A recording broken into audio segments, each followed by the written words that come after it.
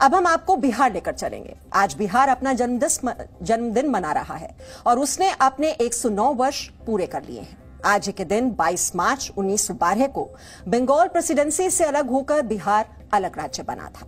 हालांकि इसके बाद बिहार का 2 बार विभाजन हुआ। वर्ष 1935 में बिहार से अलग होकर उड़ीसा अलग राज्य बना और फिर वर्ष 2000 में झारखंड राज्य अस्तित्व में आया। लेकिन अब सोचिए बिहार आज कहां खड़ा है। इसका वैभवशाली इतिहास इसकी सबसे बड़ी पूंजी तो है, लेकिन इसका पिछड़ापन इस इतिहास पर भी गंभीर प्रश्न चिन्ह लगाता है। सबसे पहले आपको बिहार के इतिहास के बारे में बताते हैं। भगवान बुद्ध को बिहार के गया में ही ज्ञान की प्राप्ति हुई थी और बौद्ध धर्म की शुरुआत भी बिहार की धरती से ही हुई। यही नहीं, जैन धर्म के भगवान महावीर का जन्म भी बिहार के वैशाली में हुआ था और नालंदा के पावापुरी में उन्हें मोक्ष हासिल हुआ। सिर्फ बौद्ध और जैन ही नहीं, बल्कि सिखों के 10वें गुरु गोविंद सिंह जी का जन्म भी बिहार के पटना साहिब में हुआ था।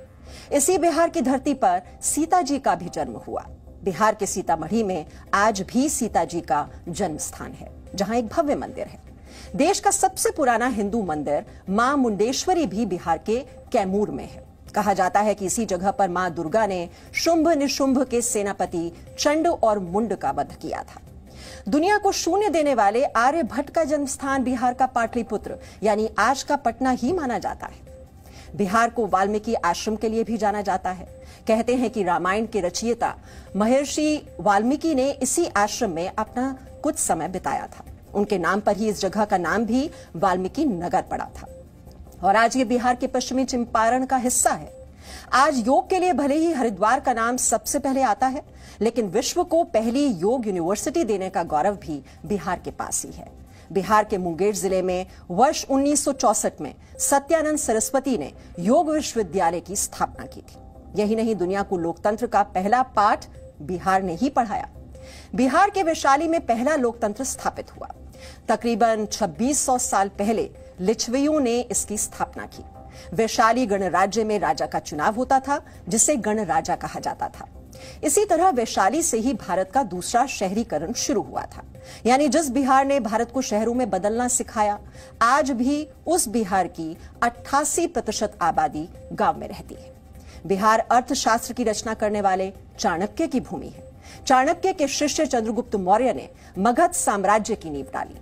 चंद्रगुप्त मौर्य के पोते अशोक सम्राट ने भारत के अलग अलग साम्राज्यों को जोड़कर एक किया और अखंड भारत पर राज किया और चाणक्य की वजह से ही पाटलिपुत्र से मगध साम्राज्य मजबूत हुआ। राष्ट्रपिता महात्मा गांधी की जन्मभूमि भले ही गुजरात हो, लेकिन उनकी कर्मभूमि बिहार रही। एक किसान के बुलावे पर महात्मा गांधी 1916 में चंपारण पहुंचे और 1917 में नील की खेती करने वाले किसानों पर हो रहे जुल्म के खिलाफ चंपारण सत्याग्रह की शुरुआत हुई। इसी तरह जयप्रकाश नारायण का जन्म उत्तर प्रदेश के बलिया जिले में हुआ, लेकिन उनकी कर्मभूमि भी बिहार ही रही। पटना के गांधी मैदान से जेपी आंदोलन ने जो लहर पैदा की, उसने तत्कालीन इंदिरा सरकार को हिलाकर रख दिया था और उसी आंदोलन से आज कई नेता निकले हैं। इसी बिहार की धरती पर रामधारी सिंह दिनकर, फणीश्वर नाथ रेणु, बाणभट्ट और विद्यापति जैसे कवि हुए। ये वो सुनहरे पन्ने हैं जिस पर बिहार गर्व करता है। लेकिन बिहार की एक तस्वीर ऐसी है जिसे देखकर बिहार बीमार लगता है। सोचिए, आज बिहार को किन बातों के लिए जाना जाता है? खस्ता हाल सड़कें, खराब स्वास्थ्य व्यवस्था, खराब शिक्षा प्रणाली और अपराध। ये सब चीजें आज बिहार की पहचान बन गई है। सोचिए, क्या आज अपने बच्चों को आप अच्छी शिक्षा दिलाने के लिए उन्हें बिहार भेजना पसंद करेंगे? इसका जवाब शायद नहीं में होगा। और ऐसा क्यों है, इसे हम आपको कुछ आंकड़ों के जरिए बताते हैं। बिहार में शिक्षा का हाल बहुत बुरा है। पूरे देश की साक्षरता दर 74% है, लेकिन बिहार में यह सिर्फ 63% है। देश भर में 23 बच्चों पर एक प्राइमरी टीचर है, लेकिन बिहार में 36 बच्चों पर एक प्राइमरी टीचर। इसी तरह पूरे देश में प्राइमरी क्लास में 17 बच्चों पर एक टीचर है, जबकि बिहार में 24 बच्चों पर एक टीचर है। बिहार में 18 से 23 साल के बीच के सिर्फ 15% स्टूडेंट्स ही हायर एजुकेशन के लिए जाते हैं, जबकि देश में ये औसतन 25% है। 2014-15 की एक रिपोर्ट के मुताबिक बिहार में सरकार एक बच्चे की शिक्षा पर साल में सिर्फ 5,000 रुपए खर्च करती है, जबकि हिमाचल प्रदेश में तकरीबन 40,000 रुपए खर्च किए जाते हैं। इन आंकड़ों के बाद हम आपसे एक बार फिर से यह पूछना चाहेंगे कि क्या ऐसी परिस्थितियों में आप अपने बच्चों को बिहार में पढ़ने के लिए भेजना पसंद करेंगे? यानी जो बिहार हर साल सबसे ज्यादा आईएएस, आईपीएस और इंजीनियर देश को देता है, वहां की शिक्षा व्यवस्था आईसीयू में नजर आती है। सदियों पहले बिहार में विक्रमशिला और नालंदा यूनिवर्सिटी बिहार की पहचान हुआ करती थी।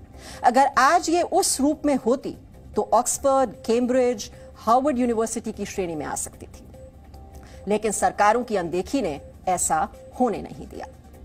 बिहार का सांस्कृतिक वैभव छीनने के लिए हजारों षड्यंत्र हुए, हालांकि इसके बावजूद कोई भी इसे मिटा नहीं पाया। बख्तियार खिलजी ने 1199 में नालंदा विश्वविद्यालय में आग लगवा दी थी, क्योंकि वो बौद्ध धर्म के प्रसार को रोकना चाहता था। उस वक्त नालंदा यूनिवर्सिटी में इतनी किताबें थीं कि ये आग 3 महीने तक धधकती रही थी, और उस समय इसमें तकरीबन 10,000 विद्यार्थी और लगभग 2,000 शिक्षक थे, जो यहां पढ़ने के लिए भारत के साथ साथ कोरिया, जापान, चीन, तिब्बत, इंडोनेशिया और तुर्की से आते थे। हालांकि बिहार की शिक्षा व्यवस्था की बदनामी की और भी कई तस्वीरें हैं। टॉपर घोटाला आपको जरूर याद होगा। 31 मई 2016 को पैसों के दम पर एक लड़की को 10वीं का स्टेट टॉपर घोषित कर दिया गया था। बिहार में 27 इंजीनियरिंग कॉलेज, एक आईआईटी, एक एनआईटी और 5 मेडिकल कॉलेज हैं। फिर भी लोग अपने बच्चों को पढ़ने के लिए कोटा, जयपुर, चंडीगढ़ या दूसरे स्टेट में ही भेजते हैं। इसके पीछे की एक बड़ी वजह है इन कॉलेजों से उठता भरोसा। यानी मान लिया गया है कि बिहार का एजुकेशन सिस्टम खोखला हो चुका है और अच्छे से अच्छा संस्थान भी यहां किसी काम का नहीं रहता। यह सिर्फ सोच का फर्क है। बिहार में पलायन भी लगातार बढ़ता जा रहा है। लोग घर छोड़कर दिल्ली, महाराष्ट्र, गुजरात जैसे दूसरे राज्यों में जाना चाहते हैं, क्योंकि बिहार में भारत के दूसरे राज्यों की तुलना में पर कैपिटा इनकम यानी प्रति व्यक्ति आय सबसे कम है। 2020 की रिपोर्ट के मुताबिक पूरे देश की प्रति व्यक्ति आय जहां 1,35,000 है, तो बिहार में यह सिर्फ 43,822 रुपए है। यानी बहुत बड़ा फर्क नजर आता है। देश में 31% आबादी शहरों में रहती है, लेकिन बिहार की सिर्फ 11% आबादी शहरों में है। यानी बिहार के 89% लोग आज भी गांवों में रहते हैं और 76% आबादी खेती करके गुजारा करती है।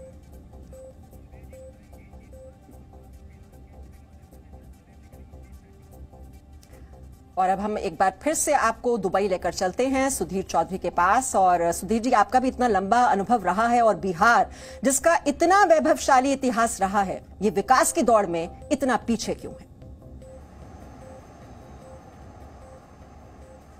जी, तो यहां से जब आप भारत से बाहर से बैठकर जब आप बिहार को देखते हैं तो कई बार तस्वीर बड़ी कंफ्यूजिंग होती है और तस्वीर समझ में नहीं आती कि ये तस्वीर बिहार के वैभवशाली इतिहास पर कई बार प्रश्न चिन्ह लगाती है।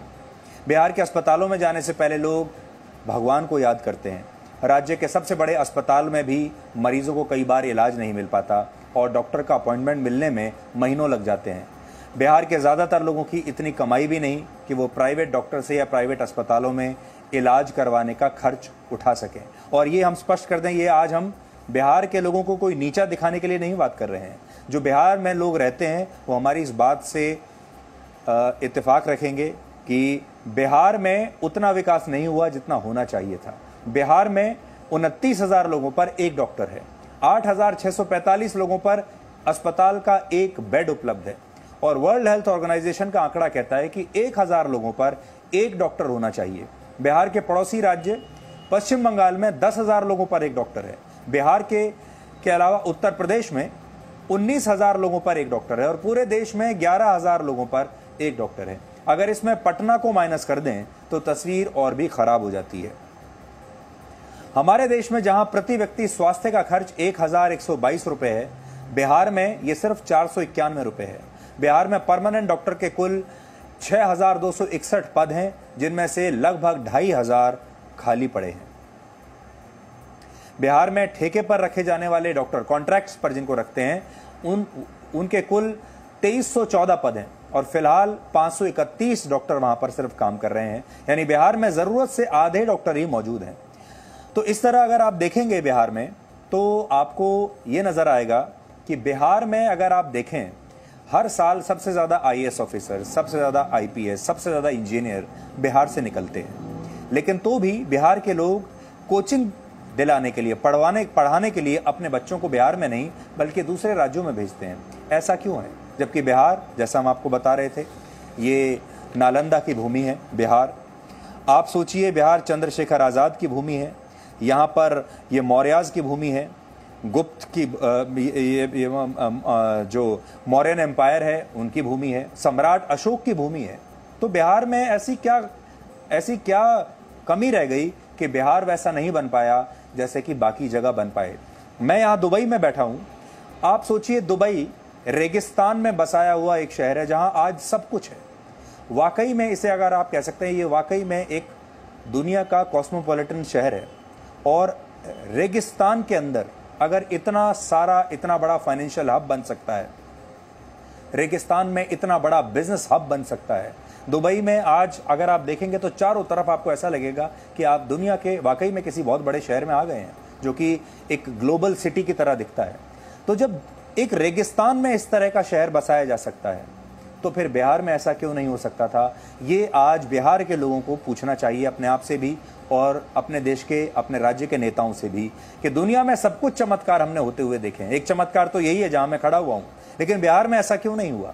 क्या बिहार में कभी वो दिन आ सकता है जब लोग दिल्ली, मुंबई या बाकी जगहों से छोड़कर वापस बिहार लौट जाएं? असल में बिहार के लोगों के पलायन के पीछे एक बहुत बड़ा कारण है वहां नौकरी का नहीं होना और लोगों को सही मजदूरी ना मिलना। दूसरे राज्यों की तुलना में बिहार में सस्ते मजदूर मिल जाते हैं, रोजगार आज उतने नहीं है।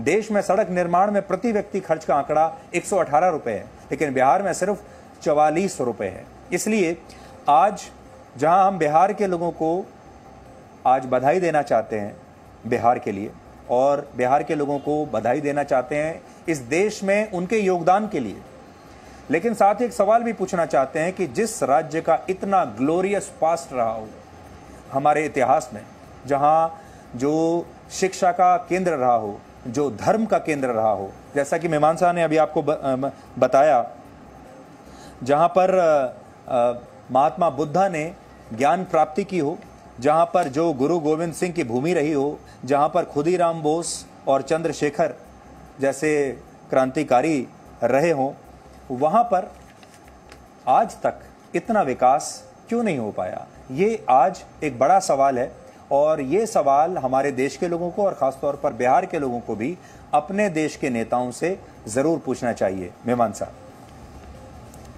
जी बिल्कुल सुधीर, जहां आप इस वक्त खड़े हैं और आपके पीछे जो चकाचौंध इस वक्त नजर आ रही है, और आपने कहा कि ये तो बिल्कुल चमत्कार है जहां पर आप हैं, और किस तरह से रेगिस्तान में एक इतना ज्यादा एक डेवलपमेंट जिस तरह से हुआ है। लेकिन दूसरी तस्वीर जो हम दिखा रहे हैं वो बिल्कुल इसके विपरीत है, जहां पर हम देख रहे हैं कि विकास की दौड़ में कहीं ज्यादा पीछे है। और कुछ और आंकड़े भी हम बता देते हैं दर्शकों को कि पूरे देश में सिंचाई और बाढ़ नियंत्रण की बात की जाए तो प्रति व्यक्ति जो औसत खर्च है वो वहां पर मात्र 200 रुपए का है। बिहार में ये और भी घट जाता है, ये 105 रुपए के आसपास है।